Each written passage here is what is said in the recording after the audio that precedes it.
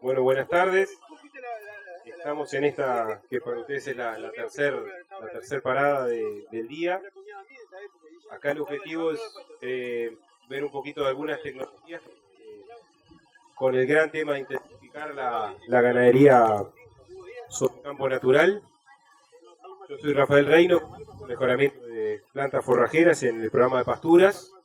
Está Thaís de Vicenzi, que trabaja en la producción animal, y Nicolás Yodo de la Sociedad de Criadores Hereford, que nos va a ayudar también en esta parada para mostrarles y contarles un poco de lo que estamos haciendo acá.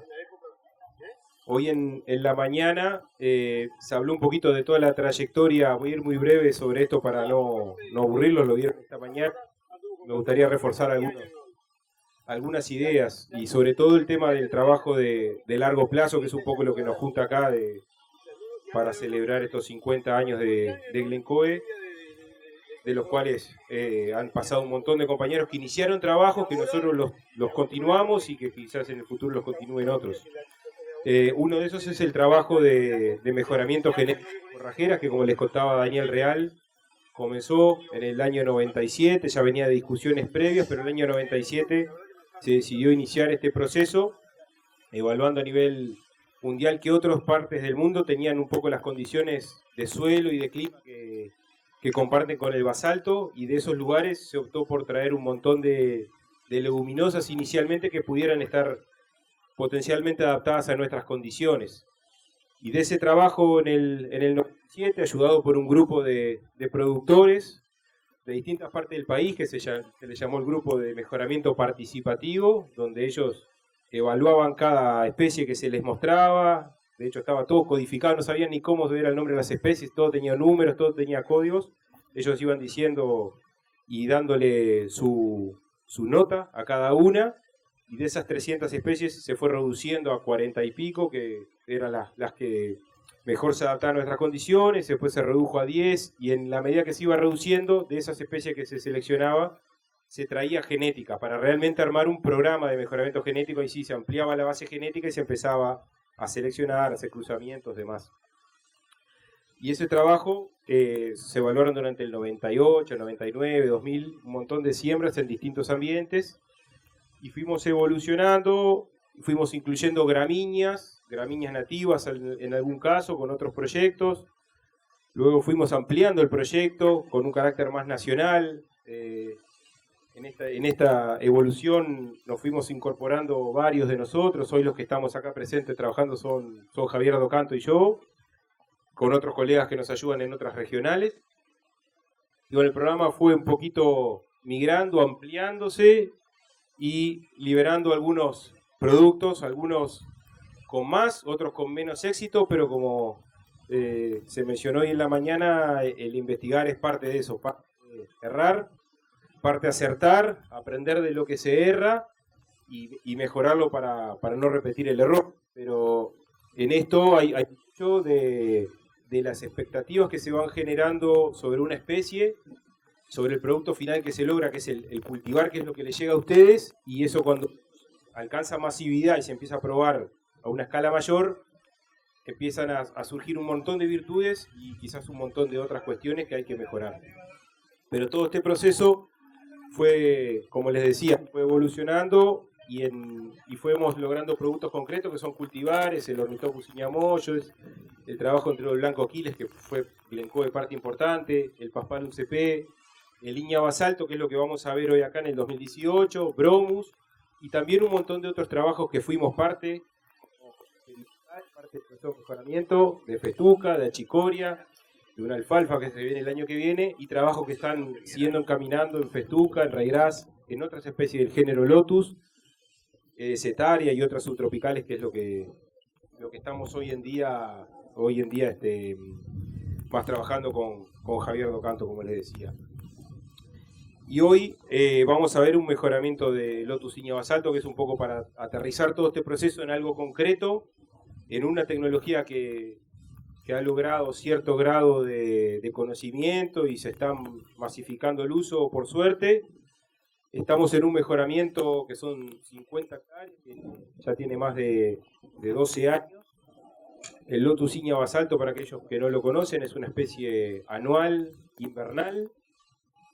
Eso significa que germina en el otoño, vegeta durante el invierno y primavera y pasa el verano como semilla. Todos los años lo mismo y se resiembra naturalmente todos los otoños. Y esa es la característica, que para este tipo de suelos medios y superficiales, con algún manchoncito profundo que estamos a hoy, esto domina la unidad 1.11, 1.10, con algún pedazo de 12, pero mayoritariamente son suelos 1.11, de bajo coniac. Es la estrategia que mejor se adapta para soportar los veranos secos, porque lo pasa como semilla, incorporarse al campo natural y hacer un real aporte en cantidad y calidad, que es lo que buscamos con un mejoramiento de campo. Que no es más ni menos que eso, mejorar el campo natural, mejorar de donde salimos a un estadio mejor, sin perder el recurso principal, que es el campo natural, que es un desafío que no es menor, y en el transcurso de estos datos que vamos a ir hablando y información, vamos a ir tratando de desmembrar un poquito ese concepto y qué significa. A partir del 2014 ya el mejoramiento tenía varios años de instalado y se venía evaluando con otro tipo de ensayos antes. Empezamos a hacer un seguimiento más firme de la producción vegetal y de la producción animal. Y de la producción vegetal implicaba evaluar tasas de crecimiento, evaluar cuánto forraje producía el total del mejoramiento y cuánto de eso era el aporte de la leguminosa, y a su vez evaluar el valor nutritivo. Y en la parte de producción animal, junto con el equipo de producción animal, más o menos armamos un diagrama de uso. ¿Qué categorías considerábamos que eran las que mejor se podían adaptar a este ambiente? Un suelo medio y superficial, donde normalmente en el verano siempre hay algún tipo de estrés más o menos prolongado y siempre falta forraje. Y encontramos que teníamos algunas categorías sensibles donde esto podía tener un buen impacto, y una de ellas fue la recría de las terneras y las vaquillonas de primer parto o vacas primíparas.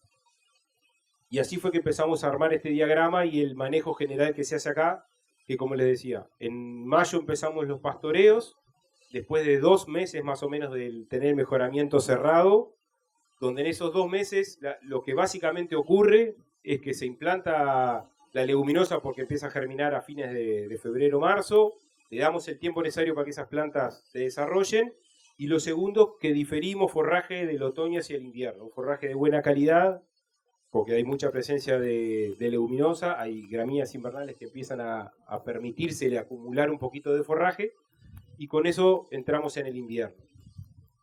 Y durante los primeros años tuvimos un esquema más conservador y básico, que era que las vaquillonas preñadas entraba vaquillona preñada en esa fecha, en mayo, y se mantenían en este mejoramiento durante todo el invierno, parían en ese momento, en la primavera, se entoraban en este mejoramiento, y recién salían en marzo, cuando se destetaba, se sacaba el ganado, se destetaban los terneros y se hacía el diagnóstico de gestación.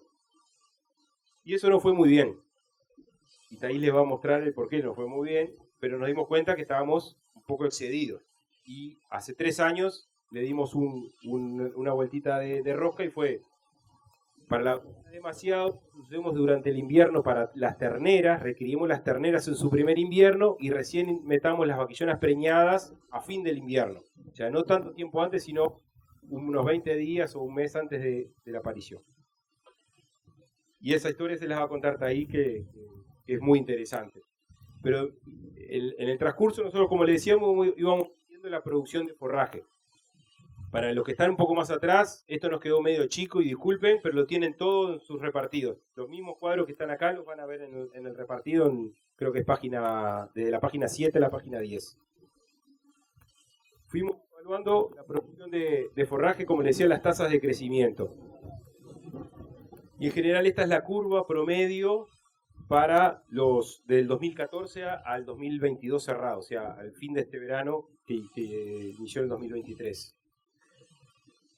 Más o menos las cruces que no ven acá son los promedios, y esta es la dispersión que tiene en general. Lo primero que salta a la vista es que la curva no se aleja mucho de lo que es una curva para esto en nuestros campos naturales, campo natural medio y superficial, pero sí exacerbábamos mucho el aporte de primavera y el aporte de invierno. El de invierno seguía siendo de muy baja variación. El invierno no importa lo que pase, el invierno siempre es invierno, va a faltar luz, va a faltar temperatura, pero esta tasa de crecimiento promedio que nosotros teníamos en este mejoramiento es el doble de la del campo natural de la que partimos, de la serie histórica de Elbio Berreta. Estamos hablando de tasa de crecimiento casi de 20, 18, y un invierno en estos campos naturales anda en 5, 6, 7, algún invierno bueno. Y en la primavera lo que nos pasaba es que podíamos tener de tasas de crecimiento muy altas cuando teníamos una buena primavera, y ojalá sea la primavera buena, después 3 muy malas que hemos tenido, las últimas 3, pero también teníamos estos datos de acá, primaveras muy malas que fueron las que les decía. Y esto había que aprovecharlo. Y el mejor momento y la mejor forma de aprovecharlo era con esta categoría muy exigente en cuanto a que son animales que aún están creciendo, que tienen que criar su primer ternero y que tienen que tener suficiente energía a mostrarlo y quedar preñadas de nuevo. Y el mejoramiento no termina acá. Yo le decía esto, nosotros seguimos pastoreando estos mejoramientos durante todo el verano y recién salimos a fin de marzo, mediados de marzo.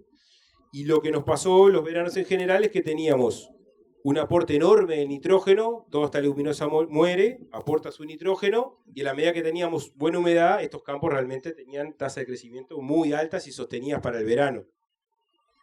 Los veranos lograban ser muy buenos muchas veces. Pero también tuvimos de los otros. Verano de casi 0 como fue el anterior. Acá no tuvimos ni primavera el año anterior. A partir de octubre ya estaba muy seco, noviembre extremadamente seco, y de diciembre para adelante esto era realmente muy malo. Así todo logramos mantener el ganado un tiempo más, todo lo que pudimos. Pero esto es otra parte también de la historia del mejoramiento.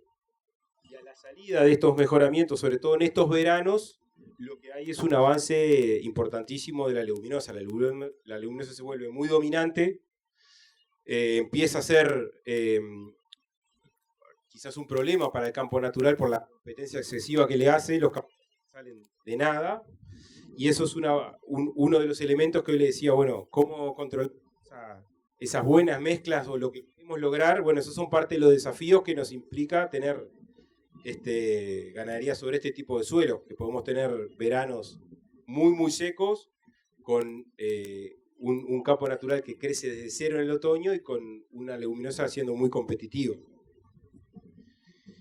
Y cuando vamos a las producciones totales, que son estos años que ven acá, desde el 2014 al 2022, como les decía, son muy variables, tan variables como lluvia tuvimos en todos estos años, pero el promedio de producción de todos estos años son 6.500 kilos más o menos de forraje, lo que es prácticamente un 60% arriba de lo que es el histórico de estos campos naturales. Y eso es muchísimo. Pero no solo es mucho por la cantidad, sino por la calidad. Lo que ven acá pintado de naranja es cuánto de ese forraje era aporte de Lotus. Y el aporte de Lotus lo podemos ver de esta forma, cuánto es la cantidad, y me gustaría que vean los últimos 3 años, con aportes relativamente muy bajos de Lotus, dada que tuvimos primaveras malísimas, y la primavera es cuando más termina aportando, el fin de invierno-primavera. No pudimos capitalizar nada del mejoramiento, sin embargo el mejoramiento seguía siendo muy productivo, o sea que tuvo un efecto de inercia, de que se va arrastrando con los años. Yo le decía, este mejoramiento tiene más de 12 años, y se empieza a ver, acá hay otra fertilidad circulando, ven las gramíneas que hay, ven el tipo de campo que estamos parados con gramíneas invernales potenciadas, y eso es un poco lo que terminamos capitalizando acá, pero no tanto por el exceso o el aporte del Lotus, que cuando vemos el promedio de los aportes de Lotus, estos son datos promedio de toda la serie de años, del 2014 al 2022, pero tuvimos estas primaveras que el promedio es 32, promedios de 60 en las primaveras muy buenas y aportes de 20 en primaveras muy malas. El verano siempre es 0, le decía, es anual, pasa como semilla. Y los inviernos es otra estación que, en contraposición de la primavera, en general tiende a ser muy estable, y quien te regula la cantidad de Lotus en la mezcla no es tanto la presencia del lotus, sino cuánta gramínea hay, con qué también salió el campo en el otoño y se pudo rearmar. Y a pesar de la poca cantidad que pudo haber aportado el lotus, cuando esa cantidad la traducimos en calidad de la dieta, son estos porcentajes de proteína cruda para las distintas estaciones. Ven los porcentajes de lotus que hay, pero en el peor de los casos, que es el verano, cuando no hay lotus, estamos cerca del 10% de proteína, cuando un campo natural, está Ricardo ahí, Rodríguez Palma de Facultad, que no lo voy a poner, pero ¿cuánto de un campo natural? ¿Qué proteína tiene un campo natural en el verano de basalto? Decí menos que yo. 6, 7, bueno, usted tiene casi 9. Y si no, se te engrosa mucho. Pero en el invierno, a pesar de las bajas tasas de crecimiento, igual el doble de un campo natural, pero poco aporte, ese forraje que están consumiendo tiene casi 20% de proteína, y en la primavera, que es el promedio de todas las primaveras, tenemos 15%. Hoy no lo medimos ahora recientemente, se cerró el crecimiento de invierno a mediados de septiembre, entonces todavía no tenemos el dato, pero ven que el forraje ofrecido de muy buena calidad, y bueno, en parte ven el estado del ganado, que está muy bueno. Esto es un poco el resumido de qué pasó en todos estos años de mejoramiento, que tuvimos la otra particularidad. Y para los que conocieron este mejoramiento hace algunos años, que varios de ustedes estuvieron acá, se acordarán que de las 50 hectáreas, que son estos 3, lo manejábamos de forma continua. Era pastoreo continuo de mayo al marzo del año siguiente, y realmente se notaba que se venía formando un doble perfil, había un exceso de pastoreo donde estaban los parches de leguminosa, y un rechazo de ciertas especies, sobre todo Sporobolus, algunas especies de verano menos deseadas. Entonces decidimos mejorar un poquito el manejo, pero conservando algo que sea fácil de alguna forma de transmitir y aplicar por la mayoría. Entonces dividimos el potrero en 3. No respetamos mucho los tipos de suelo, que es lo que Martín seguramente les explicó en el experimento de largo plazo, de hacer esas subdivisiones teniendo en consideración los tipos de suelo. Acá nos guiamos por la disponibilidad de agua, por tamaños más o menos similares, y el acceso a la sombra. Quedó en 3 de más o menos igual tamaño, y lo que hacemos es un manejo muy simple de 2 semanas de ocupación en cada una de las parcelas. La parcela que estamos hoy parados, el ganado entró hoy de mañana, o sea que tiene 28 días de descanso. De esta que estamos acá al lado salieron hoy, temprano. No den bolilla a los novillos, que los trajimos solo para mostrarle y explicarle otro trabajo que se está haciendo lejos. Pero acá salieron hoy de mañana, y esa por donde vino los ómnibus tiene más o menos 2 semanas de descanso. Y en estos últimos años no habíamos tenido todavía la oportunidad de que estos descansos y este tipo de manejo se empiece a expresar, porque realmente habían sido tan malas las primaveras y tan malos los veranos, que no logramos generar una inercia en el acumulado de forraje, en el disponible, que nos esté diciendo, bueno, hicimos más o menos las cosas bien. Y recién este año se empezó a notar los distintos acumulados de disponible con la rotación, y venimos viendo que sí se come mucho más parejo. No estamos notando hasta el momento esa sobrecarga sobre los machones del lotus, sino que incluso el forraje está mucho más parejo consumido, y ahí realmente se empezó a notar, y esperemos que siga así. Thaís les va a contar toda la parte de producción animal, y después seguimos con las preguntas que vayan surgiendo. El dato que me olvidé de mencionarles es que este mejoramiento no se fertiliza desde el 2019, y el último análisis de suelo que se hizo este año dio entre 6 y 7 partes por millón de fósforo, y queremos mantenernos en esos rangos. No porque todavía no tenemos definido cuál es el nivel crítico deseable para esta especie, es algo en lo que se está trabajando, pero sí lo que hemos notado, que una vez que nos vamos de 10 partes para arriba, empezamos a fomentar demasiado el lotus en contra del campo natural. Hay mucho exceso de lotus, y vuelvo al concepto inicial: queremos mejorar conservando el campo natural. No queremos, porque ¿Qué está bien del mejoramiento? Muy dependiente, yo puedo decir, está bueno, el concepto de bueno o malo es muy dependiente de quién lo mire y para qué lo mire.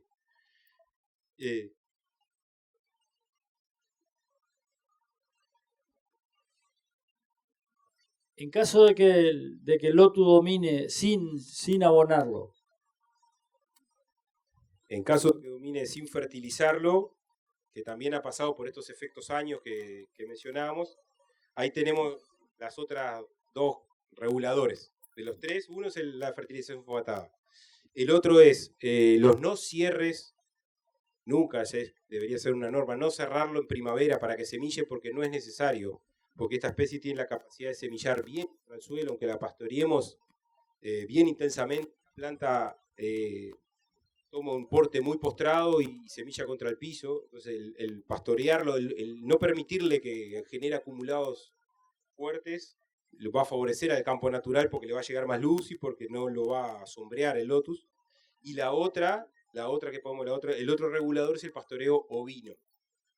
En la medida que yo quiera controlar el lotus, el incluir pastoreo ovino, por la selectividad que hace el ovino, notás realmente que ahí lo empezás a controlar un poquito más y a frenar. De hecho, varios productores han optado un mejoramiento, sobre todo de segundo año y de tercer año, cuando todavía están muy, muy fuertes, porque vienen de una historia donde se refertilizan los primeros años, han optado por usarlo o para melliceras o para otro tipo de terminación de borregos o demás, que como vimos en la jornada de ayer. Bueno, buenas tardes. Seguimos entonces con la cuestión de la producción animal, que es muy importante todo ese trabajo de pastura con la caracterización de esos mejoramientos, o sea, cuándo produce más, qué características tiene a nivel nutricional, para justamente desde el punto de vista animal sabermos cómo mejor utilizarlo. Nuestra hipótesis, como decía Rafa, era que esos mejoramientos podrían ser muy bien utilizados con las vaquillonas, o sea, las vaquillonas de primera cría, recién paridas, justamente por la exigencia a nivel nutricional que tienen esos animales en función de la calidad y la producción, ¿no?, de lotus en la primavera. Pero como les voy a mostrar acá en los resultados, siempre venimos trabajando a carga bastante alta con esa categoría y con muy buenos resultados de desarrollo de los terneros, de tasa de preñeces, y que nos llevó después a trabajar con las crías de las terneras. Entonces voy a mostrar los resultados de las vacas primíparas que tuvimos en los últimos 5 años. Las vacas actualmente viene entrando al final de agosto acá en esos poteros. Entran con un peso promedio ahí de 424 kilos y salen con 446. ¿Ah? Y esas cargas promedio que venimos manejando en esos mejoramientos son de 452 kilos de peso vivo por hectárea, o sea, bastante altos. Los kilos de ternero que vienen siendo destetados en los últimos 5 años, acá en esas áreas de loto vienen siendo como 150 kilos de ternero destetado por hectárea por año. Y la producción total, que después vamos, es algo bastante, después todo el año vamos a dejar con ese dato, que creo que más, pero ver también que los porcentajes de preñeces de esa categoría nunca bajaron, en promedio 91%, y en el peor año que tuvimos, que fue el año pasado, 87%, y sin usar ningún control de amamantamiento. O sea, la cría de esa vaquillona, completar el crecimiento de ella y hacer con que todo el ciclo para esa categoría sí cumpla, ha venido siendo muy exitosos, con resultados muy exitosos, y ahí fuimos a trabajar con la cría de las terneras, que es otra categoría muy crítica para los sistemas de cría. Con ese trabajo empezamos en el año 2021 con la generación de terneras 2020, que son esos animales que están acá ahora, o sea, son las primeras terneras que pasaron por acá. Entonces se puede notar en los animales el nivel de desarrollo que tienen. además del primer invierno, y siempre andan con esa ganancia moderada, que es lo que preconizamos para esos sistemas más extensivos o sistemas de primer servicio a los 24 meses. Entonces, en promedio, estamos teniendo ganancias en los 99 días por ahí que venimos utilizando esos lotos de 289 gramos por día. El año pasado tuvimos más de 300 gramos por día, en ese invierno, más de 300 gramos por día en esa categoría. Las terneras entonces se destetan, vienen para acá, pasan todas las crías y después siguen un percurso en verdeos y en el campo natural. Un dato entonces interesante que comentábamos y que veíamos que la producción total de esos mejoramientos en los últimos años viene siendo de 192 kilos por hectárea, lo que es bastante importante entre las vacas, entre los terneros destetados, un aporte muy importante que como casi el triplo de la producción de base de campo natural. O sea, nos da un empuje ahí para esas categorías difíciles y también un aporte de producción para la zona calidad-santa.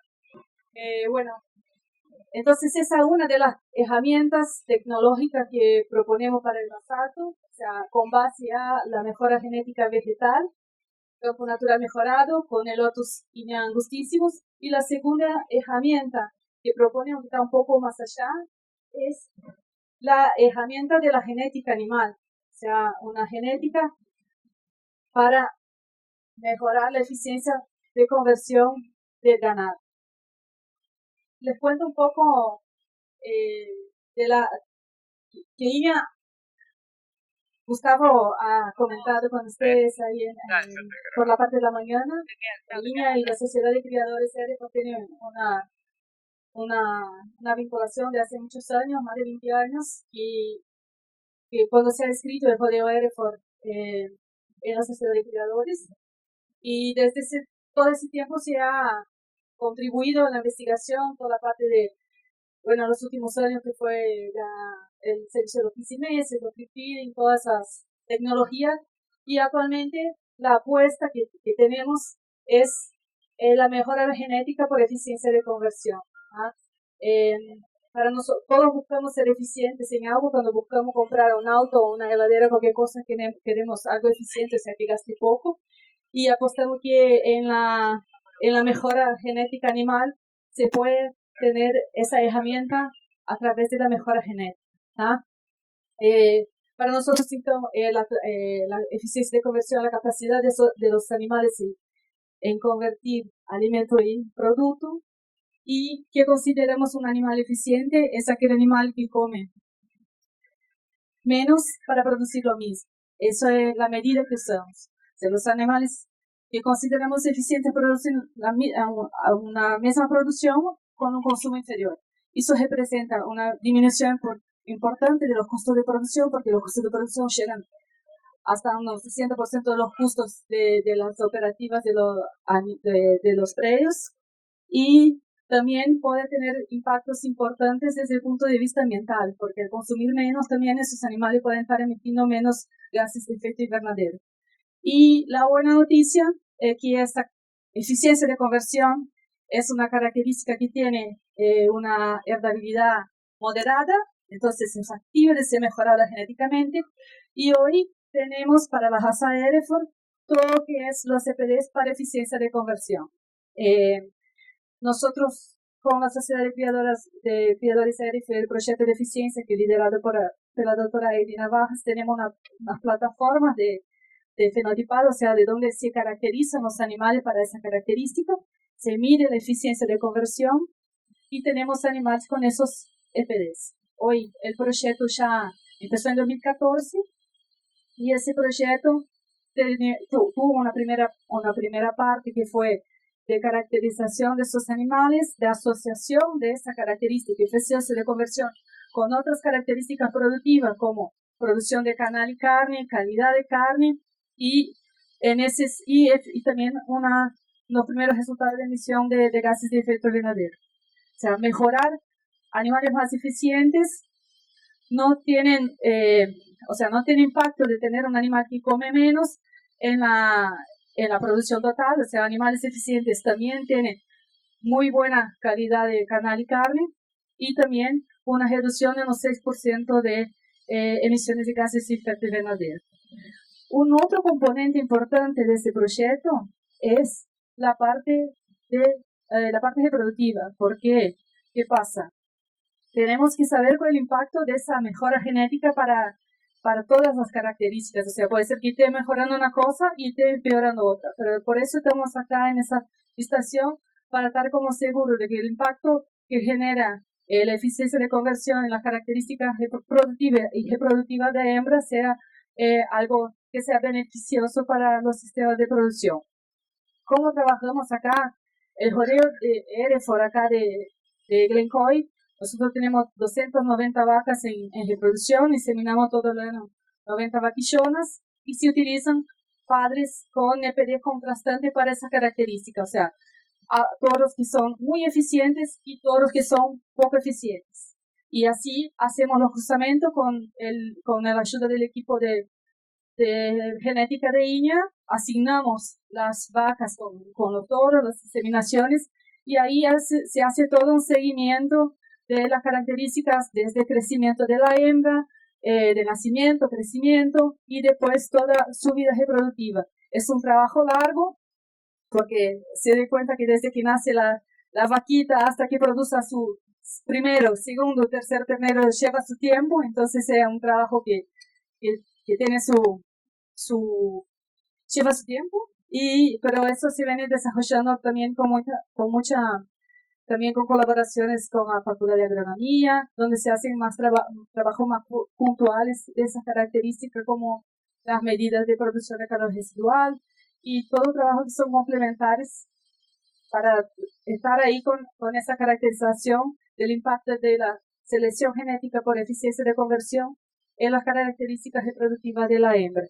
Ahora, bueno, paso la palabra para Nicolás, que es el presidente de la Sociedad de Criadores, que nos va a contar un poquito de la importancia. Bueno, un saludo a todos de vuelta.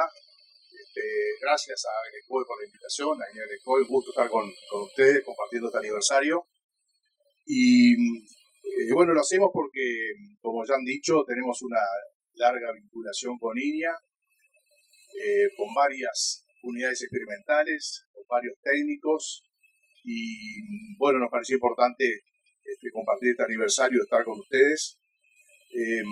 Todo ese trabajo que hacemos en conjunto de hace mucho tiempo, muchas décadas, va en el sentido de generar una evaluación genética potente.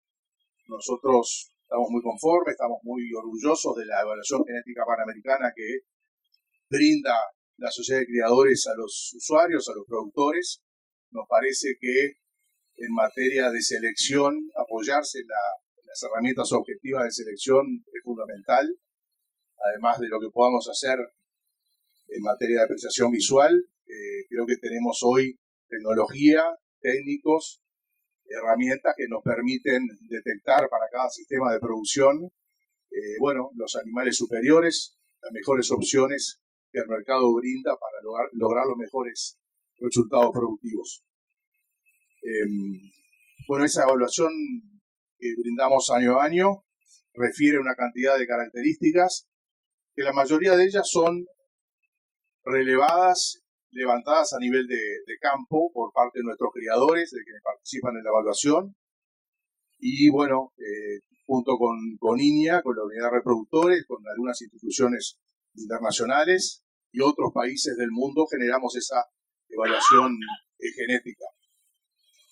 Además de esas evaluaciones que sacamos a nivel comercial o de campo, empezamos a tratar de medir características que son de difícil o imposible medición a nivel de campo. Por eso se hace importantísimo lo que son estas situaciones controladas de producción, como son las estaciones experimentales, y lo es también nuestra central de pruebas de Quillú.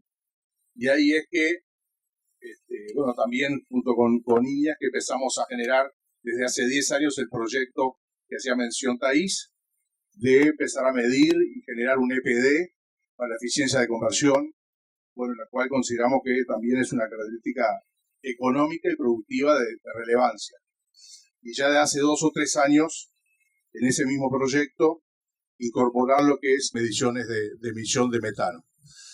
Por lo tanto, el objetivo nuestro principal era destacar ese vínculo, ese relacionamiento con INIA, con los técnicos, con las estaciones experimentales, que nos ha permitido lograr estos resultados, darle a la producción estas herramientas que queremos que se suman a todas las que han visto hoy de manejo del pastoreo, del manejo de la sanidad, del manejo de los rodeos. Creemos que todo lo que podamos hacer en ese sentido, si utilizamos genética superior, potenciamos todo lo que hagamos en inversiones en esos manejos. El futuro, seguramente, bueno, sigamos trabajando en este sentido. Estamos proyectando masificar o por lo menos potenciar o mejorar lo que es la medición a nivel de hembras, como se está haciendo acá en Glencoe y también en INA Las Brujas con rodeo Hereford. Seguramente empezamos a medir a nivel de hembras de pedigree estas características en Quillú, como también a nivel de predios comerciales, y también hay otros rodeos importantes de muchos años a nivel de la universidad, tanto en Facultad de Agronomía, en las estaciones experimentales, así que seguramente iremos por ese lado, tratar de vincular todo lo que estamos haciendo en materia de eficiencia de conversión y relacionarlo con características reproductivas y productivas en las hembras. Por ahí va nuestra apuesta y bueno, redoblar esfuerzos junto con INIA para seguir generando información para el sector. Gracias. Y bueno, una última herramienta que nos gustaría comentar acá, que es una línea de investigación que va llevando a cabo Fabio Montossi, que no nos acompaña hoy, pero nos envió el mensaje más temprano. Es una tecnología que hoy es certificada, que es la tecnología de suplementación intermitente y restringida.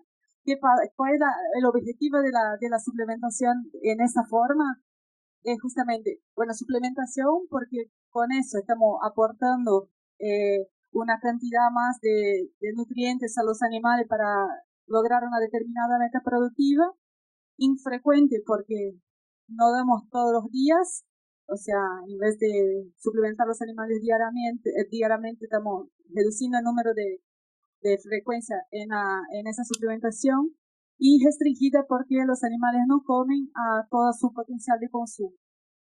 Para lograr ese tipo de tecnología tenemos que tener una dieta que sea segura, o sea, con niveles de fibra adecuados, y que los animales no logren más que 1.2% de su peso de consumo. Los alimentos que han sido recomendados para ese tipo de tecnología viene siendo el aflechillo de arroz, que ya hay como muchos resultados de investigación que pueden ser vistos en lo que es las publicaciones de INIA, pero actualmente una nueva apuesta que es los granos de lupino, que es lo que venimos trabajando actualmente. El objetivo, entonces, además de reducir el trabajo, porque no tenemos que ir a suplementar todos los días los animales, o sea, ganamos tiempo de ahí, es también aumentar los niveles productivos y la producción total de los animales, poder aumentar un escalón más en los niveles de producción de esta región acá de Basalto. Entonces, hoy, o sea, en vez de hacer solo una cría y la recría de los animales, podemos estar trabajando también con una engorda de novillo, como el caso acá, que son los novillos que están ahí, que traemos para esa parcela para mostrarles a través de esa suplementación restringida. Entonces se trabaja con ese aporte actualmente estamos trabajando con esos animales abajo un mejoramiento del campo natural, pero con otros lotos, o sea, Lotus Inia Turning y Lotus Gema, y aportando la suplementación infrecuente y restringida de granos de lupino. El lupino tiene esa característica muy adecuada para ser aplicada en esa tecnología de suplementación infrecuente porque tiene niveles seguros de fibra, ¿no? Y tiene buenos valores de proteína bruta y digestible también, así como valores deseables de energía metabolizable, lo que hace ser una dieta adecuada para engordar animales también en esas situaciones. Comentarles entonces que en ese experimento los animales están pastoreando los mejoramientos de lotos y un lote no recibe el tratamiento de suplementación infrecuente y el otro sin suplementación infrecuente. Las ganancias diarias, actualmente estos animales están con 410 kilos, pero entraron con promedio de, todos los datos se encuentran en los repartidos, pero las ganancias diarias ahí podemos lograr ganancias de un kilo por día aproximadamente en la suplementación con lupino, mientras que los animales solo en campo natural mejorado ganan unos promedios de 500 gramos por día. O sea, podemos duplicar las ganancias a través del uso de esa tecnología de suplementación infrecuente y restringida. Bueno, es una alternativa para subir, como digo, un aporte más para subir un poco el nivel de producción de estas regiones de suelo poco profundos. Es una posibilidad más entonces a los productores. Eso, como les comentaba, es una tecnología que ya está certificada, entonces toda la forma de utilización ya está muy bien documentada. Actualmente la suplementación, los juristas llenan los comederos de autoconsumo 2 veces en la semana con ese tipo de elementos y tenemos esos resultados que son muy interesantes desde el punto de vista productivo y también desde el punto de vista ambiental, porque además aportar ese tipo de leguminosa adentro de un campo mejorado también puede haber implicaciones desde el punto de vista de las emisiones entre otros beneficios. Entonces esas serían las 3 tecnologías que estamos como mostrando como herramienta para intensificación sostenible acá en el basalto. No, lo otro que me olvidé de mencionarles y que creemos que les hablé de aciertos y errores, y uno de los aciertos que creo que se logró fue en la medida que estábamos ofreciendo nuevas tecnologías, en este caso nuevos cultivares, visto desde el punto de vista del mejoramiento forrajero, fue llevarlos en esas primeras instancias a evaluación comercial en predios de productores.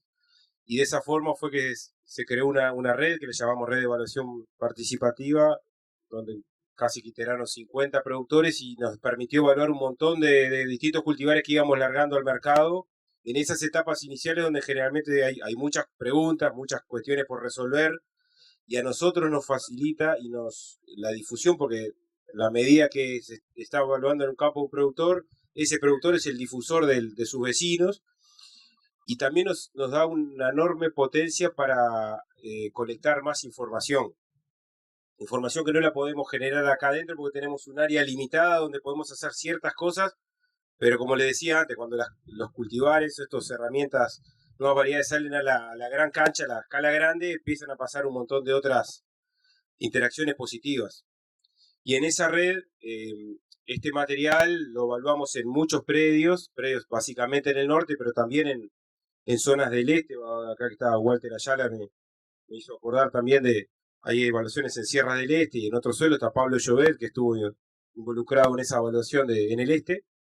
Y logramos información muy importante. Acá nosotros le decíamos que el promedio de los 5 años que venimos evaluando se producen casi 190, 200 kilos de peso vivo por hectárea. Y en esta red ampliada evaluamos productores que con solo recría llegaban a los 250 kilos de peso vivo por hectárea, en campos de repente un poquito más productivos que estos. O sea que empezamos a ver que la información que estaba saliendo acá realmente se estaba repitiendo y en escalas más grandes de las 50 hectáreas que éramos capaces de medir acá. Y eso nos fue generando un montón de información que nos digamos, nos afianzó a nosotros y afianzó la herramienta, sobre todo, al uso de la variedad, le empezó a generar un montón de confianza. Lo vimos como muy positivo, en este caso en particular de lo que estamos viendo hoy, que es el Lotus Basalto, pero también en otros casos. Y después empezaron a aparecer un montón de otros usos que no nos habíamos imaginado, y como los productores tienen mucho más imaginación que nosotros, empezaron a aparecer un montón de otros usos con ovinos, lo que le mencionaba de las melliceras, con otras categorías que de repente no eran las que nosotros le veíamos más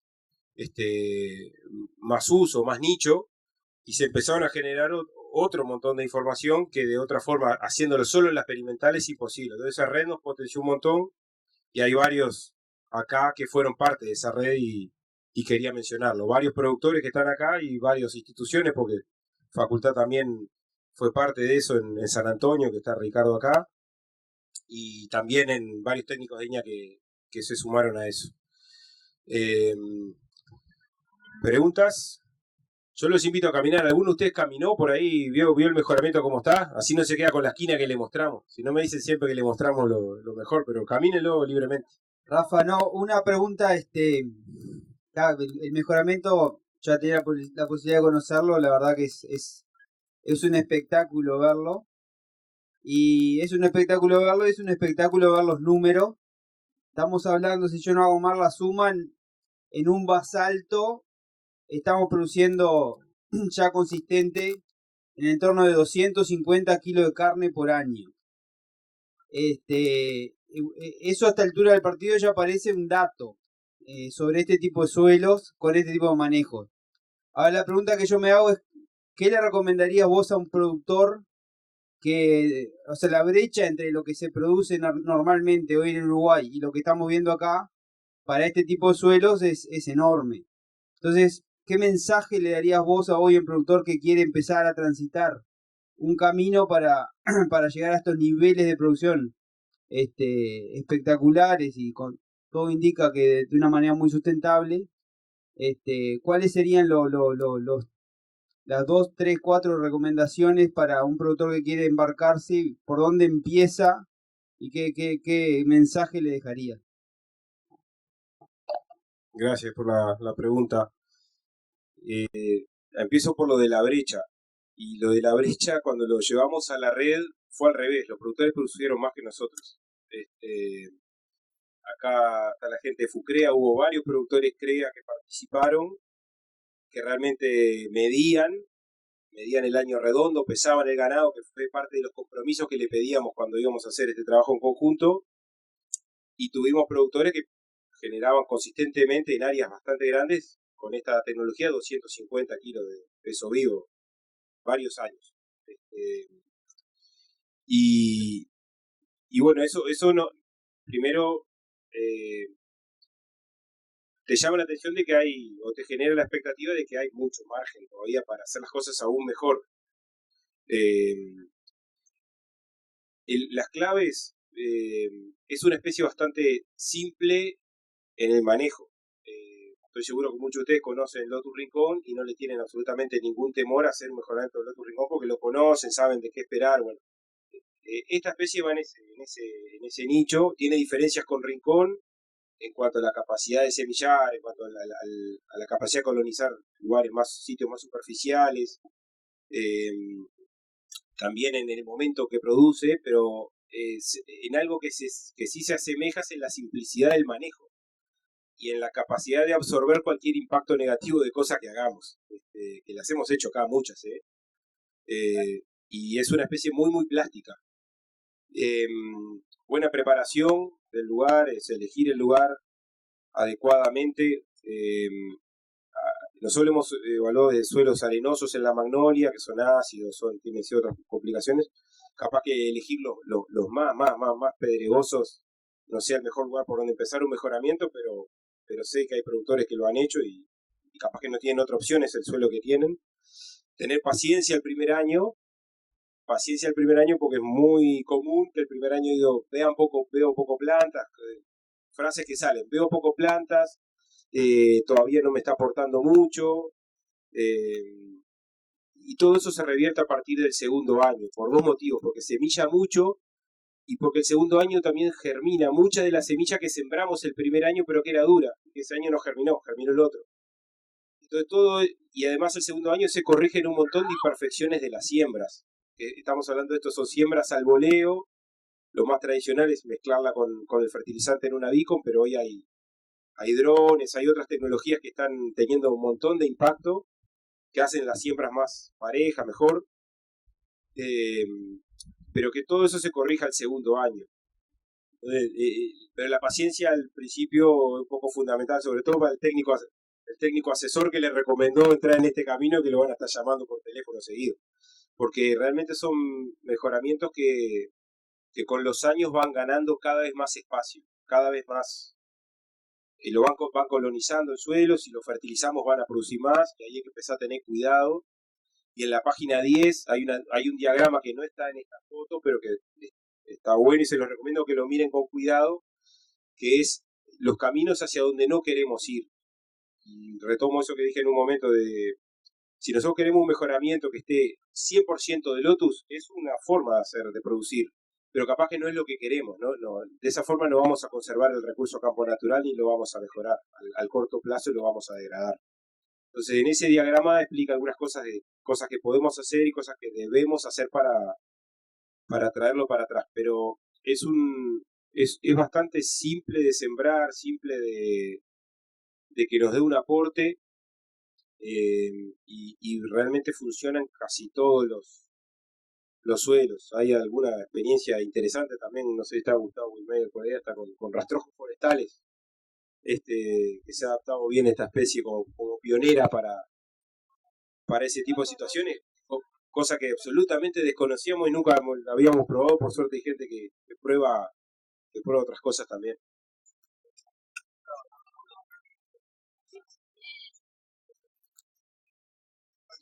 Y a los vecinos que lo prueben, acá veo Petronila y estuve con Álvarez, con Víctor más temprano también.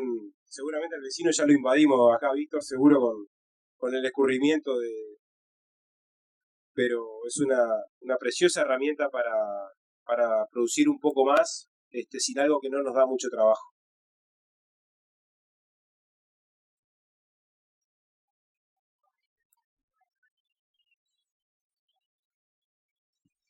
Bueno, gente, muy bien. Me toca dar el cierre a mí. No le voy a hablar de pastura. Ahí queda Rafa. Agradecerles a todos la presencia, haber compartido con nosotros esta celebración, que no es menor para nosotros, el tiempo que dedicaron, que dejaron de estar en sus predios, en sus establecimientos, a todos los invitados que nos acompañaron en las paradas y que sumaron su conocimiento y su experiencia y su trayectoria. Eso, agradecer, desear que haya sido productivo para ustedes y valioso, y que no demoren en repetirse. Destacar un par de cosas nada más, no voy a demorar mucho. Uno, la importancia de tener unidades experimentales y demostrativas como esta. Así se llamaban en la época del CIAB, en la época de línea se llaman unidades experimentales. Ha sido una de las cosas que hemos tenido discusiones en este lugar, hasta dónde como instituto tenemos que hacer experimentos, hasta dónde tenemos que validar tecnologías, hasta dónde tenemos que dar ese paso. El equipo, lo tengo que decir porque soy relativamente nuevo, está muy comprometido con eso, con probar las tecnologías en el campo, que es donde se ven, y es lo que un poco tratamos de contarles hoy. Eso no quiere decir que Rafa y su equipo no tengan experimentos parcelarios y tengan que dedicarle un montón de tiempo a eso, pero después hay un esfuerzo grande, como vieron ahora, en tratar de utilizar un predio como este, de casi 1.300 hectáreas, un poco en esa lógica de intentar validar las tecnologías. Es un desafío importante, es a veces complejo, porque hay que compatibilizar el interés y el objetivo científico con el interés y el objetivo económico, hay que facilitar algunas cosas, y es un desafío grande que a veces se critica, que de pronto que la investigación está lejos o la investigación es demasiado abstracta. Acá hay un intento de acercarnos, no quiere decir que estemos al lado, pero intentamos ir en esa dirección, y eso no es menor. Entonces yo creo que el viejo nombre de unidad experimental y demostrativa es fundamental mantenerlo. Y bueno, un poco de lo que habrán visto y lo que habrán acompañado hoy, ven que el objetivo sigue siendo producir. Todavía creo que no hemos llegado a los niveles de madurez ni por asomo de algunos países europeos que están pagando para no producir, pero es producir con indicadores ambientales, es producir con indicadores sociales, es producir de una manera que nos asegure que los mercados van a querer nuestros productos, van a valorarlos por la forma en que los producimos. Entonces hay una fuerte apuesta a seguir subiendo el techo de la producción, pero con indicadores ambientales y sociales, que no es un tema menor y también es un desafío importante para poder seguir avanzando. Y ese es un poco la proyección hacia adelante, lo que vieron en el experimento a largo plazo, lo que están viendo acá y algunas otras cosas que tenemos. Y para cerrar, les voy a dejar una frase de la filósofa Rebeca Batista Cuenzi, que escribió en El Repartido, que dice: las puertas están abiertas, la ciencia se construye entre todos. Así que espero seguir contando con ustedes, seguir recibiendo sus aportes y que esto sea participativo. Para nosotros es fundamental escucharlos, es fundamental que se acerquen, es fundamental que nos hagan llegar las inquietudes, porque, como dijimos al inicio, INHA es para los productores, de los productores, para ellos trabajamos y es fundamental contar con el aporte. Así que muchas gracias por acompañarnos y los esperamos en el casco, que hay café y pasteles.